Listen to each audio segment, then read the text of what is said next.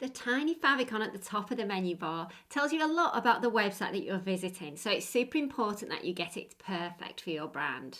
Hey everyone, I'm Kelly Sparks, and today I'm going to show you how to create and upload a favicon into WordPress.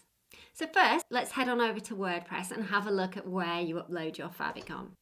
So here I am in my YouTube demo website that I use throughout all of my videos, and if you come down here to Appearance and then Customize, and then go to Site Identity here on the left, you can see that I've got a box to add my logo and a box to put in my site icon. And as you can see there, site icons, which is the favicon or website icon, whatever you want to call it, but it's this little tiny thing here. So this is the default one for Elementor.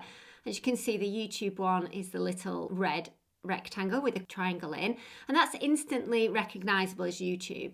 Now, if the user of your website had lots of tabs open and your tab was just a tiny little icon, you want it to stand out, you want them to know how to get back to you, and you want it to look professional. So, as it says here, site icon should be square and at least 512 by 512 pixels. Let's head on over to Canva. So I love Photoshop and I'm fully trained in Photoshop. However, Canva is so easy that I use it to teach all of my students, and I actually do a lot of my own work in there now.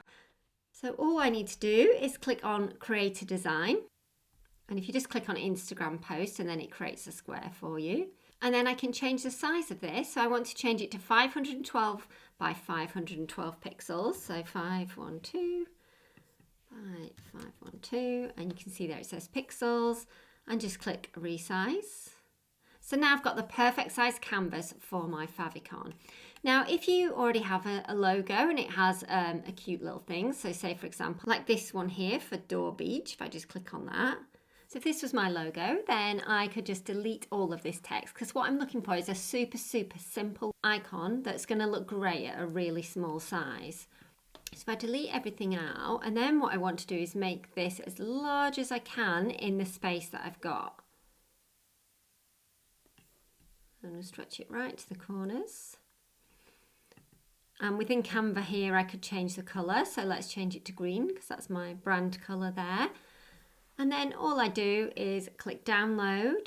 And you've got an option here, so PNG, and it says suggested. So this is the one you should use, because what you want is you want your favicon to have a transparent background. So you can see here the Canva one is a little circle, the world is transparent, and the YouTube icon is transparent. If these had a white box around them, they wouldn't be as effective. Or maybe for your logo, then that would work really well, having a white box with a little icon in the middle like a flower or something. So, but for this, the purposes of this, then I'd like a transparent background. So you need to keep PNG selected and then click there for transparent background and just click on download. You can see there that it's downloaded. Now I'm just going to change the name of this, because Untitled Design is not a good file name to upload to WordPress. So I'm going to call it favicon. Could even, if this was for my business, then I'd call it Kelly Sparks -favicon. And when you're naming file names, just put dashes, not spaces, for the purposes of websites. That's best practice. So come back to my website, and as you can see there, we have the little world icon. And then I click on Select Site Icon, click on Upload Files, select Files, and find it there in my download. So Kelly Sparks favicon, click on Open, and then that's uploading it to my website. Click on Select there. And there we go, you can see my logo there, and you can see it up there as well. And then if I like that, I can just click Publish, and that's it. My favicon is uploaded and saved. I hope this video has inspired you to go off and create a favicon for your own website. If so, then please let me know in the comments below. And then like and subscribe, and I will see you again soon.